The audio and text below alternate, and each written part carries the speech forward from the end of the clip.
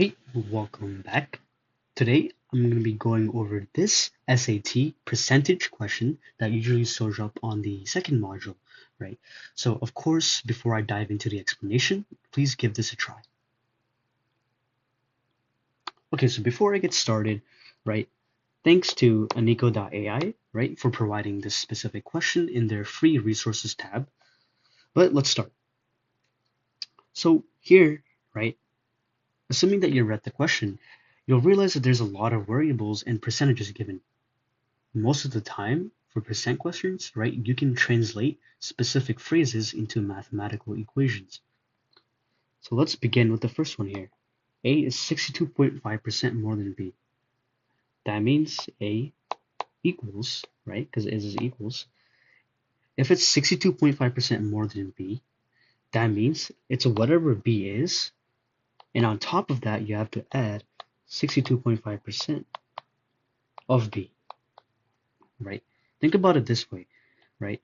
If you have a number like 100, right, and that number, right, if that's 10% more, or there's a number that's 10% more than 100, right? Well, obviously it's going to be bigger than 100, right?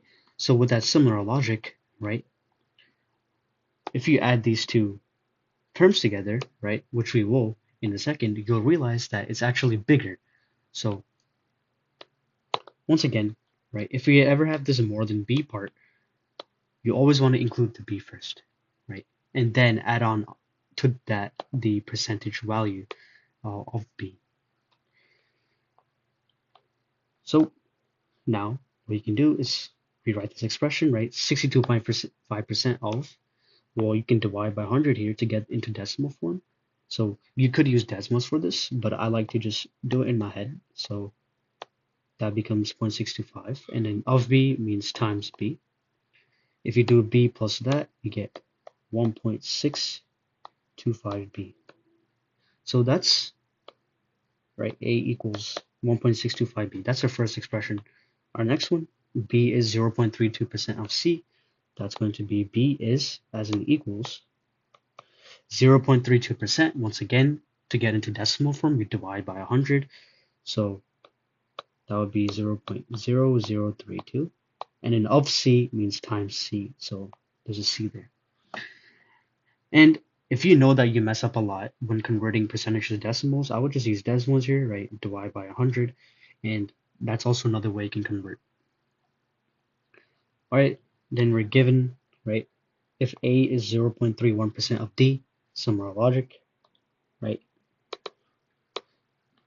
You can do A equals 0.13%, convert that into decimal form, right? And then of D, so you multiply by D. Now look at what the question asks us, right? Which choice must K equal? And for K, we're given this expression, right? We're given D is K% of C. That's D equals K%. When you see percent in the problem, right, always write it as K over 100, or right, or the variable over 100, right, and then times C. Okay, so now we have all our equations. So now we have to use those somehow to get a value for K. You'll notice here that on the left side you have a D, and on the right side you have a C. It's probably a good idea to get, both of these to match the same variable so that we can cross them out later on and solve for K. So looking at what we have here, right?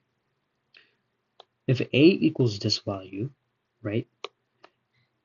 And we have this value of B here, which is equal to that, right? So you can actually substitute this into this equation. So once you do that, you get A equals 1.625 times B. B in this case is 0.0032C.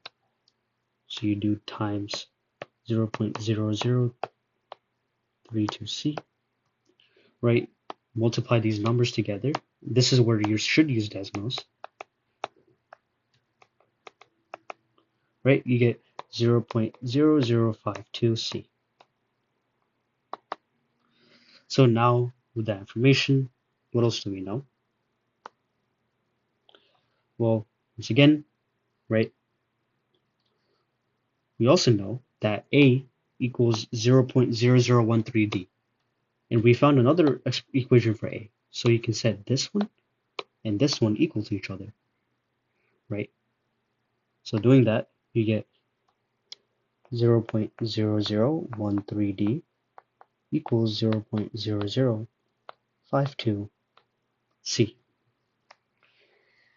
And actually, what you'll realize is now we have D on one side and a C on the other side, right? Which is very similar to the scenario. So that's kind of one check you can make to make sure you're going in the right direction. So I told you earlier that an end goal is to match, to take these, right, and write it in the same variable. So let's say we want to write everything in terms of C, right? In that case, let's solve for D here. And I'll tell you why we're solving for D.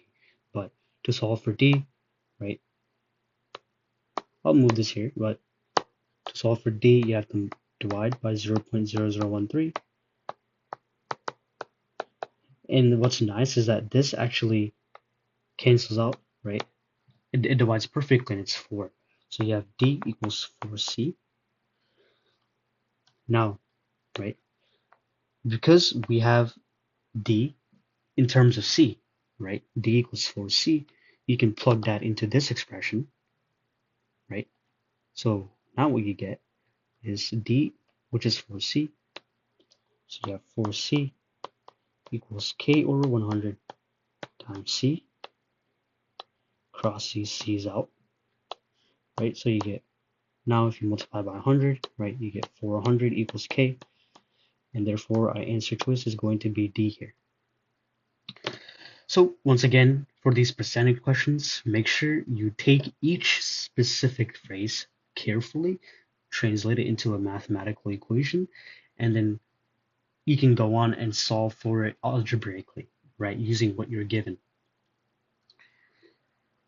So once again, right, hit that like button, click on that subscribe also, right? And we also post videos daily to help you guys with your ACT and SAT prep. So if you want to know, when a new video comes out, then hit that notification bell so you're notified, right? But once again, if you have any questions, please leave it in the comments and I'll see you next time.